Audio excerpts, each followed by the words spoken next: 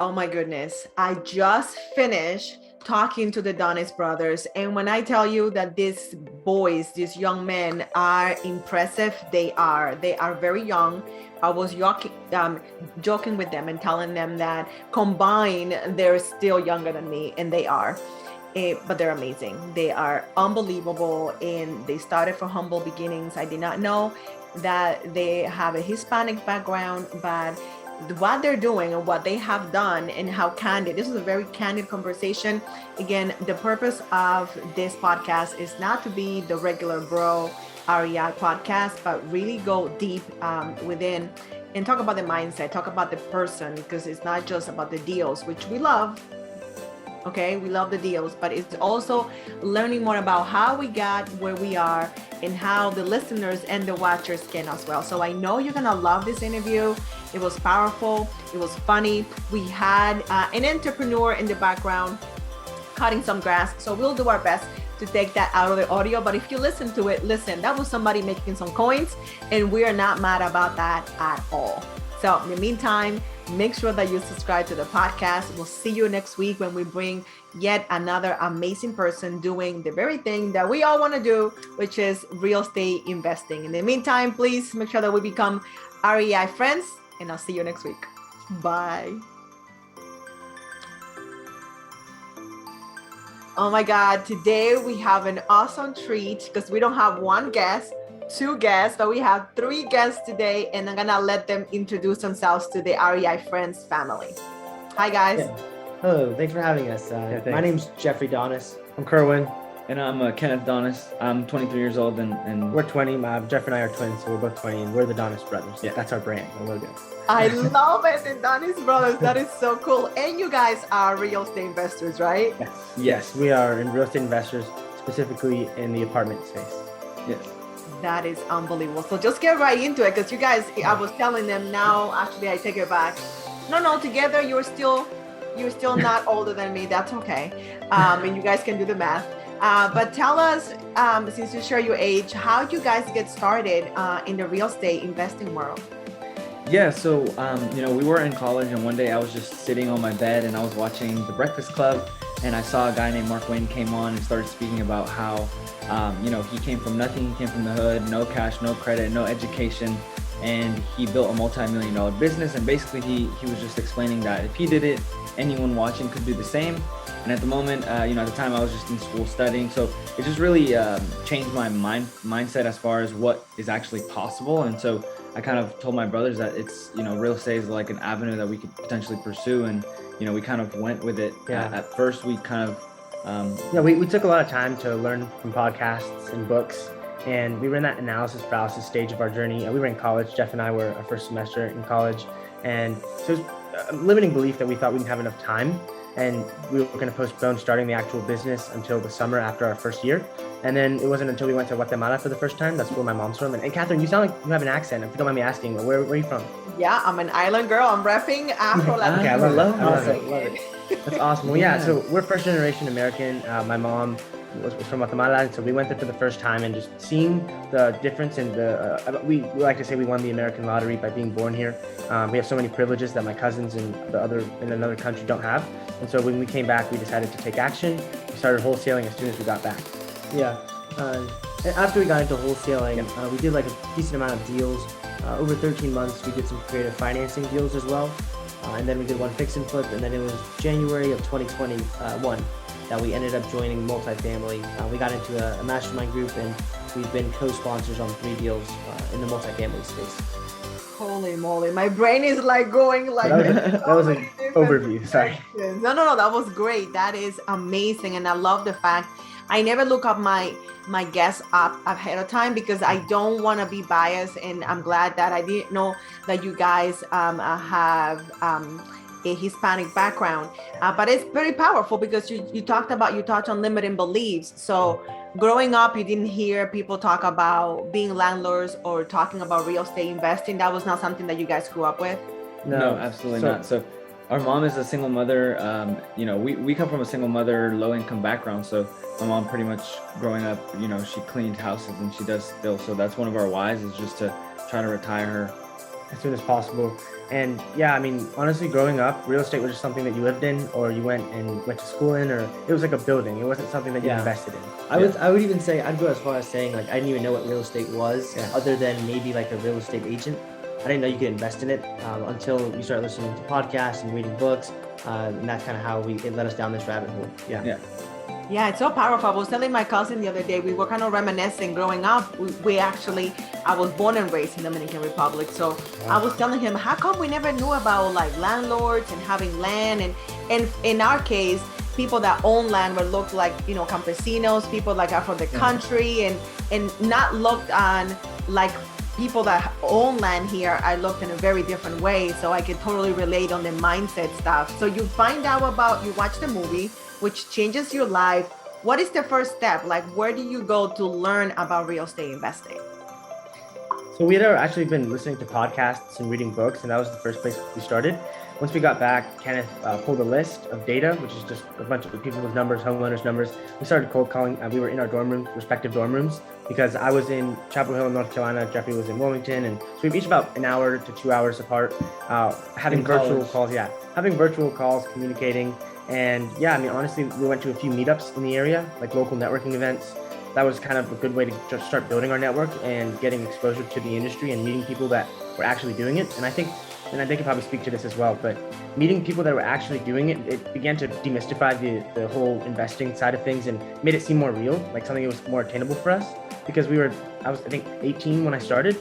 And so it didn't seem like it was possible for me to do. And even though, you have the faith, it's from faith to fact. That's the hardest gap to jump, Yeah, that is amazing. Yeah, just thinking about what do they say, that when you're close to people, right? Proximity is key. So you are talking about different things. You talked about seller financing, creative financing, and wholesaling, and all the things. Where did you guys start? Like, obviously you said you come from a single mom, so there's not extra money laying around to buy property. So where did you guys decide, okay, we're gonna start? Which strategy did you start with? Yeah, it was wholesaling. So on YouTube, I would say that was like the thing that was hot, and it still is. But when we found it, that was how we came across it. Was a YouTube channel. Was it Max Maxwell? Yeah. There's a guy named Max Maxwell in our area, actually. I'm sure you find awesome. Yeah, I know who he is. Great. So we were watching his YouTube videos, listening to the podcast, like Wholesaling Inc. So many different ones. Eventually, we just kept hearing success story after success story, and then as we kind of started pulling lists of data, and we just started cold calling people. But as Kerwin said, in school we had such limiting time because we were having to balance social life, education, and then the business. So eventually we ended up getting sent home because of COVID. So now we were all back at home and we had no more distractions. We were full-time school, and eventually we ended up leaving school and went full-time in real estate. And that's when we actually were cold calling from 9 to 8. Eventually we closed on our first deal. That was actually the biggest deal we ever did. And then we used that money to fund a mentorship that we joined that taught us how to do creative financing. So we learned subject to and seller financing, and that's how we were able to get 2 rentals with almost no money down. It was 0 money down on both the deals, but we had to pay closing costs. Yeah. So it was some of that out of pocket, but really good deals, and that's how we were able to do it. And I just quickly want to clarify that we didn't know everything when we first started. In fact, we were just realizing the more education you have, the more you realize you don't know. Yeah. And so we got to the point where, and everyone says this in the real estate industry, so it's kind of cliche, but you just have to take imperfect action. And that's what we did. We realized we were going to learn more by doing it and just learn on the go. And so we started cold calling. I didn't even know how to explain wholesaling when I first started. And you just really learn by failing forward and getting the practice. Yeah, that's amazing, because I know I tried cold calling. And I realized I was pretty proud of myself because I did it. First of all, it's pretty scary when you don't even know like you said, you didn't know how to explain it, right? Yeah. And then people started picking up the phone, and that's a whole different ballgame. Yeah. And then having the conversations. Now, you guys sound very young. Do you have any objections from people like, okay, what are these boys calling me? Yeah, sometimes people would say like, you sound like you're really young. But that was because of my voice, the way my voice sounded at the time. Maybe now too. But eventually, as we became like a little bit more, I would say, educated in the space, people wouldn't question that. In the beginning, that was an obstacle, and I would just tell them, yeah, I work with like a team of people that have more experience than me, and that's exactly what we do in the multifamily space as well. We leverage the team, and Robert Kiyosaki, who's one of our mentors from a distance. We like to say that one of his biggest principles is building a good, solid team around you. Yep. So powerful. That is amazing. Yeah. So how do you guys go from you wholesaling, you said after a while. So how long from the day you started cold calling to your first deal? Yeah, it took us about 6 months to get our first deal after starting cold calling, and really, being intentional about trying to get leads. So it took us 6 months. We had a deal that had fell through that we were supposed to make. I think it was 13,000 on, and it fell through at the closing table the day before closing because it was just a really big lien on the property. But we just decided to keep on going. We were down about it for a little bit, but we just decided to keep on going. And 2 weeks later, we closed a deal that was like almost 3 times the size of that deal. So, we just kept on persevering and just kept on going. Yeah, and I want to also just mention that it wasn't like easy at all. We don't want to make it seem like it was easy or we were okay the whole time, because we had to take out a credit card. It was about $7,000 of credit card debt, which I don't recommend. Yeah, my credit card debt. His credit. His credit. We were Someone had to go for it. He was going to take one for the team. And so we, it was almost 6 months, I think. And we were calling from 9 to 8. My mom was giving us, saying we were done for wasting our time and our money.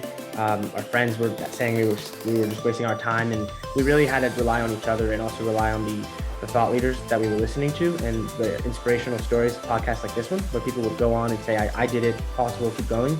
That really got us through it. But it was really hard, you don't know you can do it, and you think, it worked for them but not for me, until you actually do it.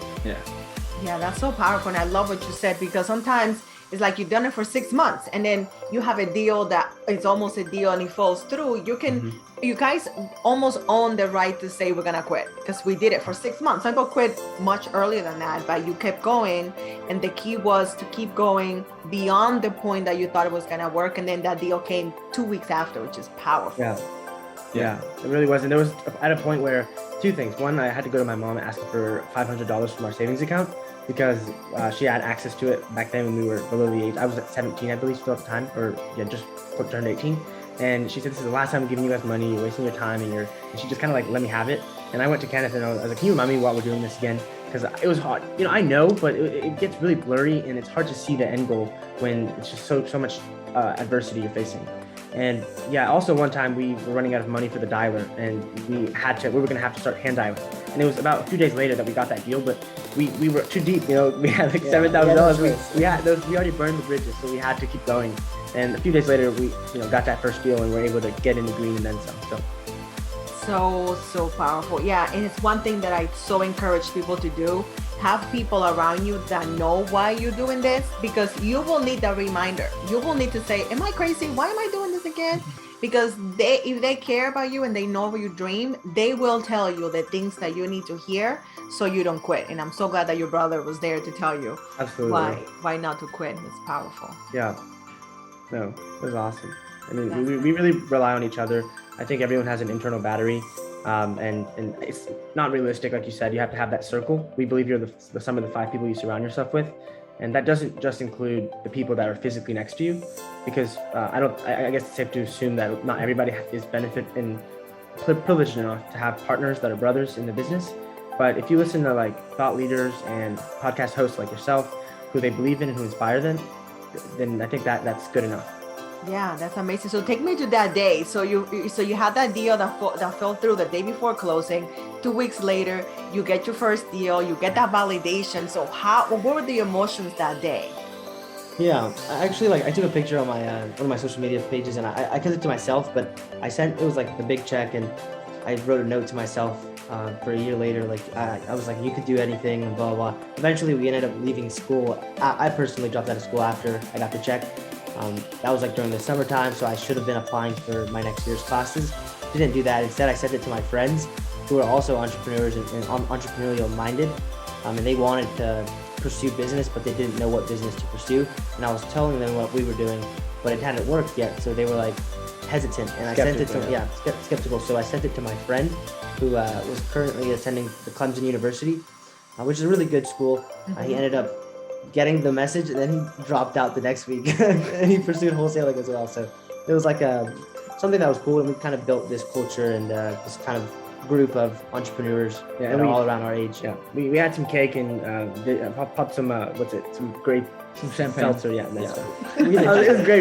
We didn't drink it because like when we shook it, like the whole bottle was gone. But it was celebratory. It's the spirit. It's the exactly. And we paid off for the Instagram the $7,000 of debt that we had taken out of my credit card. Exactly. I was gonna ask you about that. Do you feel, and be totally honest, that having that debt motivated you not to quit, or do you have the pressure that you had to pay that money? Honestly, that's a good question. I actually never thought about it. I just would swipe my card for anything business, not even think twice about it, and I would just know like whenever we made money, it'll just be gone. So, it wasn't daunting, but I mean, of course, when you have that amount of money that you owe to your credit card, at that point, you're just. I knew we were never gonna quit regardless, not because of the debt, just because we had higher reasons. But I guess you could say that was one of the reasons. For yeah. sure. Some people say, like, I've heard this. I don't know what book I read, but they said that the people that are end up being successful are crazy because they keep going past the point that makes logical sense, and most of the smart people end up quitting because they're like, okay, this obviously isn't working. And I think maybe it was us being stupid or just having so much faith, but we just were like, this is gonna work. This is gonna work. This is gonna work. Past the point where most logical people probably would quit. I would say two things as well. For one, Kenneth has just always been like having the most faith out of us, and so I think I would ask him sometimes. I remember asking him, "Aren't you worried? Like this is on your credit score, and it's going to impact your credit history?" And he was like, "Man, I just know I have faith in us, and there's a plan, and we just have to stick to it." And then also, a lot of people, and us included, take out college debt that's much more, and so we saw it as an investment in our business and in ourselves, and honestly in our education as well, because we were learning, like I said, by taking action. Yeah, absolutely. And I think sometimes it's leaving yourself no choice. You said this is gonna work, and I think there's something that happens in your brain when you tell yourself the option is that I'm gonna win or I'm gonna win. That those are the only two choices. And I think plan B. No plan B. There's no plan B. And you said, I think you said when you burn those bridges when you're looking for that diamond.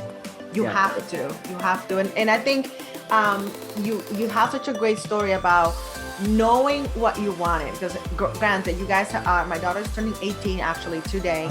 Oh, wow. Happy birthday. Thank you. And she got in the college of her dreams, but she's not paying for it, and neither am I. Like, she has to go free. She's doing it for free, but she's clear on that, and I'm not telling her not to go. But looking at your story and what you guys are doing, I think it was, and you can tell me if I'm wrong, the right decision to drop out, because you had a plan and you were betting, I'm going to pay myself and I'm going to do this, instead of kind of quote unquote wasting my time when I know this is not where I want to be. Yeah. And I actually spent an extra year in college from them. I had full ride, so it was a little harder for me to let go of it. And I attached a lot of my identity in college as well. But I quickly realized, I really tried my best to find a major that aligned with real estate and just made sense. But I've noticed it was just, I was making excuses and I was really afraid of letting go. But this has been the most educational path. And I think I was stuck on that traditional paradigm of what education should look like and going to class. Whereas we are educating ourselves by attending conferences, reading books, listening to podcasts, and speaking with really smart people. And to be completely transparent, we've spent probably more money than we would have spent in total on education for real estate and conferences than we would have spent on school. So it's not like, in my opinion, we're getting a different type of education, but it's by our choice and what we want to learn. Yeah, absolutely. So, and I think, thank you for your honesty, because there is that stigma of having that piece of paper, right? That people know you went to college, but when you're an entrepreneur and you're hungry, you know that you're reading the books, you're going to the conferences, it's YouTube. I call YouTube my cousin. I'm there, like I'm watching videos, I'm getting notifications, and you are educating yourself. It's just that it's more unofficial, but at the end you have so much knowledge and you can spew so many details, so many principles, because you're educating yourself. So that, I think, is not for everyone, like I said. So if my daughter wants to go to college, she gets to go to college. Other people, I went to college, and I'm glad that I didn't have to pay for all of it, because looking back, I'm not using what I learned there. I have been educating and paying for years on other things that make me more excited, Exactly. That's awesome. And also, I did want to mention that although we somewhat had a plan. I mean, it wasn't like a full drawn out plan. We just had faith that, we thought that this path was better, honestly. And honestly, I personally just felt more passionate about this path. And it just made me wake up every day and like wanting to like just feel more fulfilled, honestly. So every day that I woke up and went to class, it was like something I had to do versus what I wanted to do. And then although like, yes, I had to make calls and like follow up with people, and it's like maybe not the best thing, but it was just something more fulfilling, honestly. And there was a bigger vision behind it. Yeah, I have to say, going to school, we were pretty good at it. Like Kerwin was probably the best student out of all three of us. I'd say I was getting better in college, so I was having like a good experience. I was in a lot of clubs. But then when I found real estate, like Kenneth said, we were not only more excited, but it also was a scarier thing for me to leave school because I was in my comfort zone in a way. Not comfortable in the sense that it was easy, but comfortable in the sense that this is what everyone expects me to do. And this is a lot more riskier. It's scarier. And I'm like, I just don't know why. I really want to do this. Like, so that's why I ended up just leaving. And Kerwin came back one day after like hanging out with some friends, and they told his mom, our friend's mother, told Kerwin that we weren't going about things the right way. And we had read like a quote in a book by Darren Hardy. He said, "Don't take advice from people you wouldn't trade places with." So I really had to like take that into account when I was making my decision on whether or not to leave school. And I was like, okay, well, what do we do? And eventually, before Kerwin actually left, we go to a lot of conferences, like Kenneth said, and he asked like a lot of these people at this event who are like making a lot of money in real estate. People that we actually look up to and would love to not trade places with, but we would like to take advice from, right? So we asked them, do you think we should be in school? This is kind of what we want to do. And I don't think one of them told us that school was the right fit for us. So I think people just need to keep that in mind. Take advice from people you trade places with in that specific sense. So like, yeah, and I just want to also mention that I think it's important to understand that school isn't right for us. We're not saying school isn't right for anyone or everyone. Yeah. It just wasn't right for us, and this is a better path. And I think the challenge was understanding that for ourselves, particularly me. It took me a long time to kind of understand myself and if school was the right fit. Yeah, I get it. I think the audience can tell too that you're not advocating for people or saying that college is bad. It's just, again, not the right fit. If it's not the right fit and you're passionate about working for yourself, now your mom already works for herself, but she's got these 3 young boys. How does she take when one by one you guys decide I'm out? Yeah. Well, I mean, like you said, you're, you have a Hispanic background as well. And I mean, as an immigrant coming to this country, the American dream is to, get educated, get a job. And, that's the American dream. And so it was kind of a paradigm shift and breaker when I first told her. And it was, I mean, she was not very happy at all, as you could imagine, because that's like her dream, and I think it was her dream because she wants us to be successful, although I don't know. Most people think that without an education, you can't, become successful. But traditional education. Traditional education. I think that's farther from the truth. So yeah, I would say she wasn't really happy. She wasn't happy at first when he brought it up, and then eventually I brought it up too. Like I do this very casually. I'll slide it in there. I'm not going back. At dinner table, we're just having a good time, and I slide it in every time I can. Eventually, we just kept saying it, and then when it came time to actually reapply, I think she just had to face the reality that we weren't going back. And at that point, she saw that we were taking it seriously. Like, it's not like we were sleeping in until 12, going to sleep late, going out and doing dumb things. We were waking up really early. We started building different habits. Eventually, I actually started getting some track record and actually closing on deals. So she saw that we would help her with money, and eventually, she actually now, I mean, she always says like she wishes we would have gone, but she's not any unhappy or more unhappy than I think she would have been. Because at least we spend more time with her now than we did back then at college. And just to emphasize what Jeffrey said, she does see us still educating. Like we read and go to conferences and things. So it took some time for her to adjust to that different form of education that we're pursuing. Yeah, absolutely. And I think there comes a time where, and I know you guys were underage, but it comes a time in your life when you have to decide, do I want people to be happy with me, or do I want to later on be happy with the decisions that I've made? And I'm going to take a guess that you guys later on will be happy with the decisions that you guys made. Oh, for sure. Yeah. 100%. Yeah, so good. All right, so you made that first deal, you got that check, your brother can finally pay that credit card bill. What happens after that? So we kept wholesaling, and then we paid. We're big advocates for investing in your network. We believe that your net worth investing in your network will have an infinite return on investment. And we also believe in investing in education, like we said. So we attended a lot of conferences. We joined a mastermind group that is in the single family space. It's Pace Morby's subdue group. And so he teaches you how to buy properties creatively through subject to and seller financing. And through those strategies, we bought 2 rentals. And yeah, then we made the transition to multifamily. Yeah, we did one fix and flip throughout that timeline as well. But in January of 2021, that's when we joined another mastermind group that taught us how to, or we already kind of understood the syndication space, but that was how we were able to meet our now team members. And that really accelerated our progress in the multifamily space.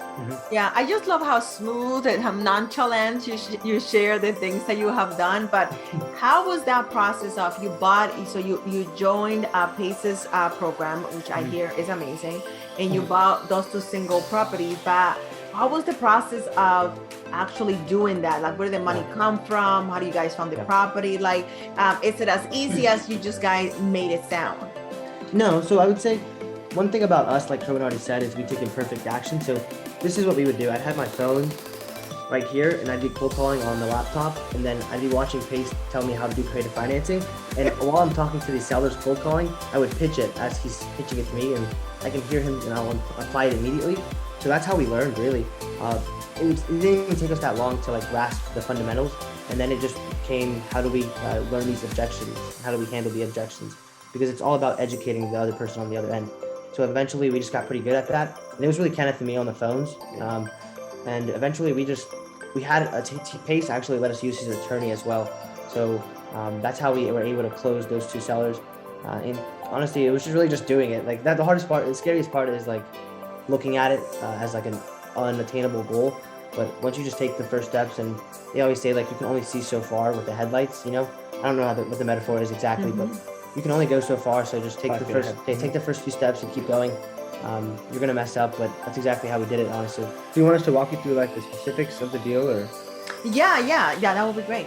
Remember? I do kind of. Well, so one of them was just subject to, so I think there was $47,000 or $48,000 left on the mortgage, and the seller, it was just a vacant house. The seller didn't want it.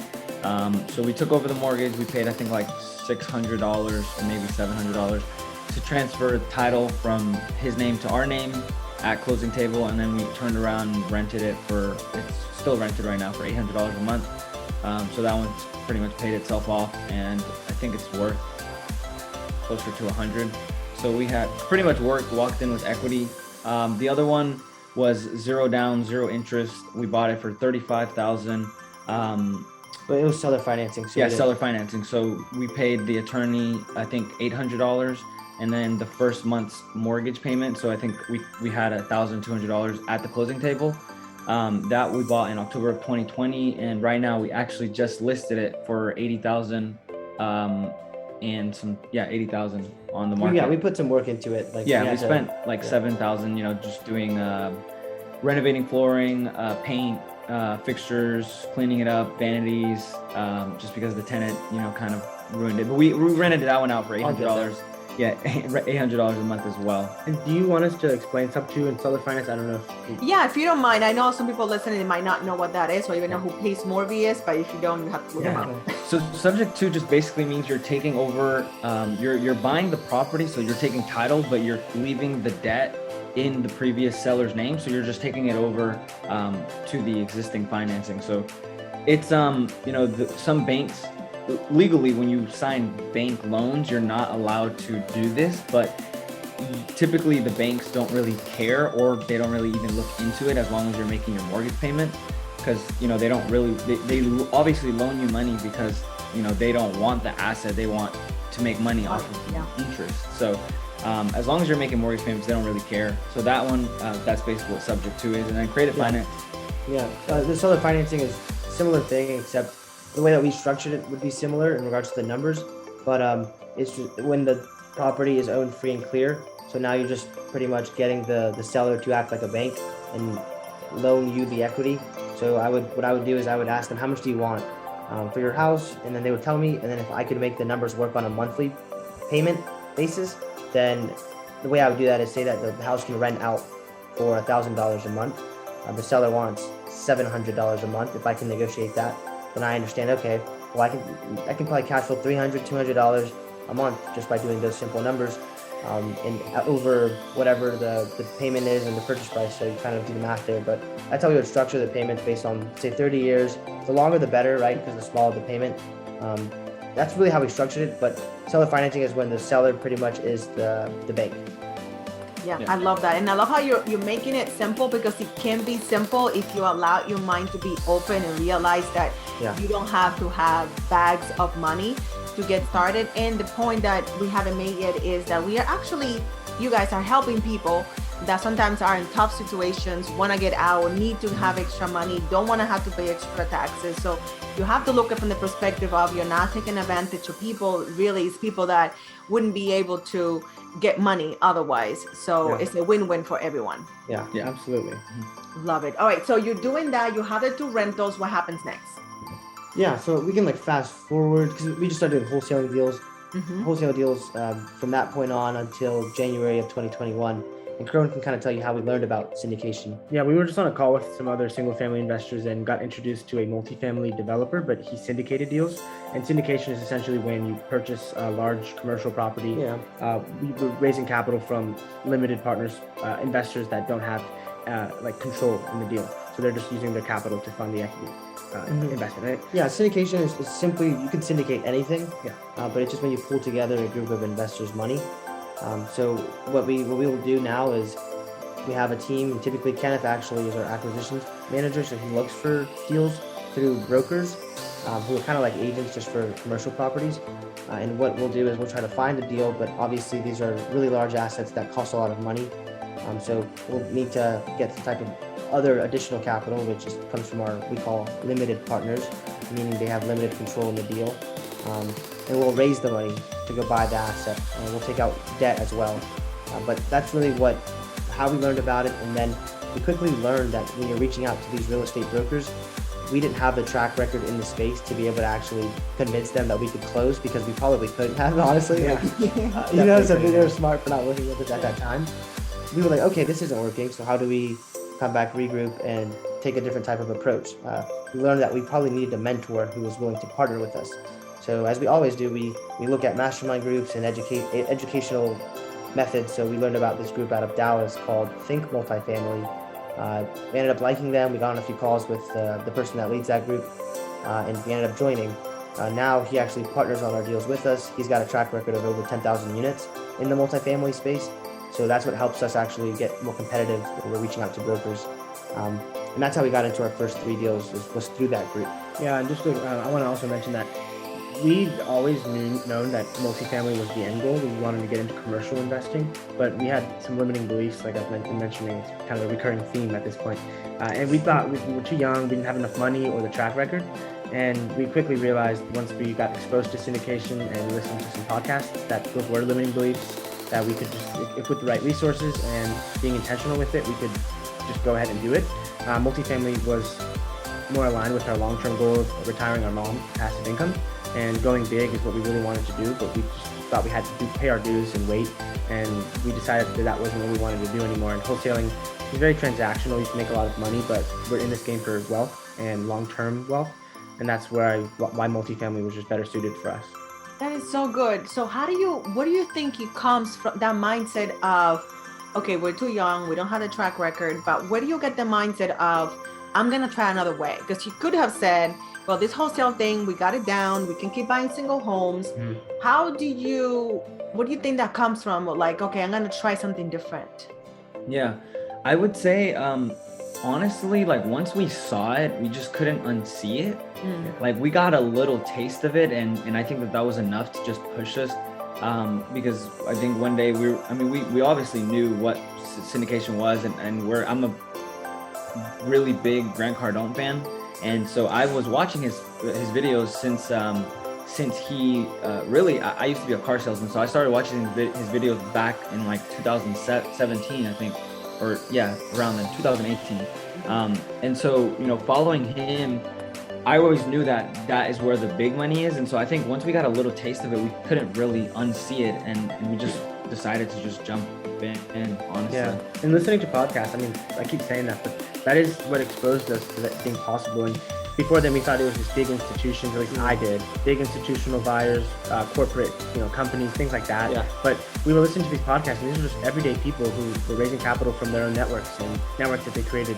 And so we just didn't see why we couldn't do it either. Yeah, and then when we were first getting into real estate in the single family space, we had the same exact idea, or it was like the same distance. It felt like we had never done it before. Real estate was something that was so scary.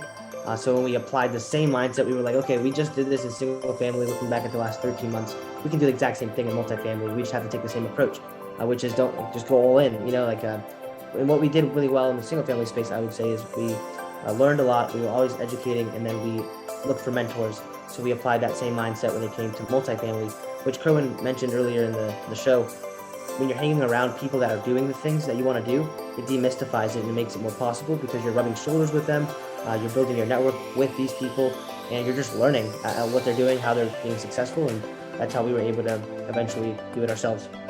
Yeah, that's so powerful. And as you guys were talking, I kept smiling because the whole point of this podcast is to encourage people to do this. And unbeknownst to me, without even me wanting to, I have had such a diverse people come in, guests, different ages, different backgrounds, a lot of brand people, because I think you need to have representation. When you see someone that sounds like you and looks like you doing what you want to do, I don't know why, but it does something. So I just want to thank you for doing this for even younger, young people that kind of feel lost. Maybe you guys knew you were in college, you knew that you wanted to do it. There are other kids that know that college is not for them, but they don't know what else is out there. And they're good kids just trying to figure it out. So I think this episode is really going to help people in transition and people that don't have the means, or so they think they don't. Yeah. And it's going to encourage them to look at it from a different perspective. Absolutely. I think it's a lack of exposure because, we just didn't know Kenneth. I can't say I had a sense of what I wanted to do. I believe you guys didn't really know, but once we started listening to podcasts, we just realized that was an option. Yeah. And at the end of the day, this is all for different purposes as to why we're doing it. But when we were in school, I was going to go to school and be like a business guy. I want to wear a suit and tie or something like that. That's what I had in my mind. But really the life by design is what we're after. And what better way to do that than through real estate, Yeah, no, I cannot think of anything else, to be honest. And I'm a business person, but I know that there's something sexy, something exciting about real estate for everybody. I think you can do so many different things. So I'm going to ask each of you if you could tell me, of all the things that you have done in real estate, what is your favorite and what do you think you are the best at? Yeah, I would say talking to people, meeting people, seeing how I can help people. I get on our networking calls or investor calls or pretty much any type of call over Zoom or in person, whatever. But that's my favorite thing, is seeing how I can add value. And I think that's helped us in a lot of ways, just finding creative ways to help people. Even when we lacked other types of resources like money, we could maybe make a connection or maybe help them with their marketing or something like that. Yeah. You can go with Yeah, I would say, I personally, so I've always been more on the acquisition side. So being out in the field with single family, going out to see the properties, like the houses. Now I go on tours and look at the apartments themselves and just speak with the brokers. And I think that's the funnest thing in the world, honestly. So yeah, that's honestly my favorite thing about what I do personally. Yeah. And we're really big proponents of leading with value and educating others as we're on this journey. So I'm a big fan of storytelling, and we do that through our content, our podcast. We also do. I like writing as well. So I would say finding ways where I can marry writing and real estate is where I like a lot. Nice. I love that. The reason why I asked that question is because I know some people think that if they're gonna do real estate investing, they have to become a realtor, or they think it's just one way, and it's so multidimensional, and it's so many different ways to be in real estate investing. From the type of property that you buy, how you buy it, when you buy, who you sell it to, if you're gonna keep it, if you're gonna flip it. So many different. That's the beauty of it, that you can really do anything in real estate. Absolutely. Absolutely. And there's a lot of different paths within real estate. I think there's something for every type of person as well. Yeah, and there's so many different asset classes, so many different types of niches within real estate. So if you're an extrovert, you can be out there meeting people, raising capital. If you're an introvert, then you can be underwriting deals and looking at spreadsheets all day if that's your thing. It's not my thing. Totally get it. Yeah, I love the numbers. I love looking at the spread and looking to, okay, where we gonna be, you know, and how we gonna get there. That's my favorite thing. But to each their own, right? Different things for different people, right? So what's next for the Donis brothers? Like, what do you guys see? I know you want to retire your mom, but long-term goal, what is it for you guys? Yeah. Well, for this year, we're looking to at least do one larger acquisition, and then hopefully. So right now we're co-sponsors on all the deals that we're a part of. We're hoping to find our own deal this year. Kenneth is the guy that's working on that, so I'm sure he will find it, and hopefully we can do a few of those this year. But the ultimate goal is to retire our mother, further our progress, and also see how we can help the world. So there's a lot of different nonprofits that I personally am passionate about that I want to be able to help more. So those are the goals for me. I can't speak for them. Yeah, we are also going to start producing more content on social media and educating as many people as we can. We're really excited about building a community of like-minded people and helping people achieve their real estate goals. Yeah. Awesome. I love that. So let me ask you this question before you guys can tell us where we can find you and listen to your show. So knowing what you know today, what would you have liked your younger, earlier real estate version of yourself now? So do you mean like earlier, before we got into real estate? Before you started, it's like what you know now, what would you like that person before you started to know?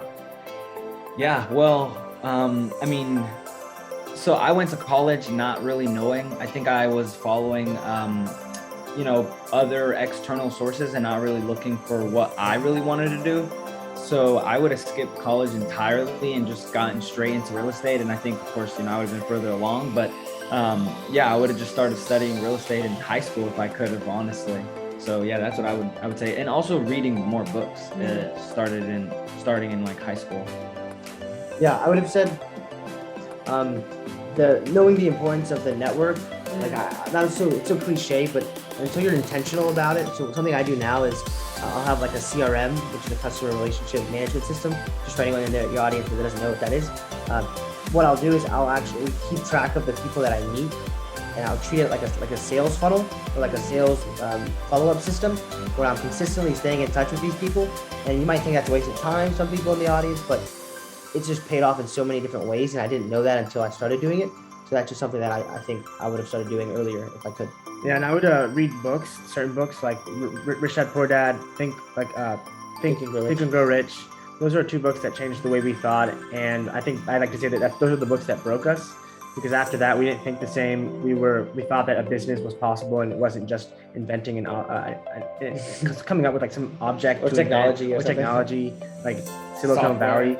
You could be a real estate investor, and that's just something we were never exposed to. So Yeah, that's so good that those books broke you. That's so good. I'm all into In a good way, books. though. I've written a whole bunch of books, and my hope is that my books also mess it up for people. Like they're like, okay, now I can. I think you guys said it. I can now unknow this. Once you see, I think you said once you've seen it, you cannot unsee it.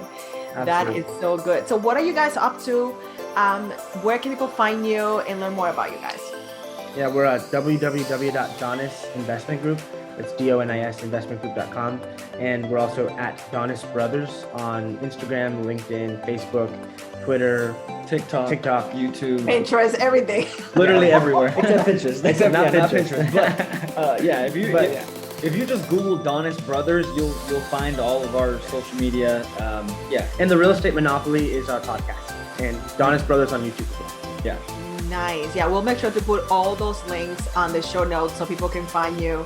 I am so glad and so proud of you guys. I'm like, I know I'm a mom, so like, proud mama right now. I'm sure your mother is too. Thank you so much for taking the time to share your story with my audience, which I'm sure will be your audience very soon.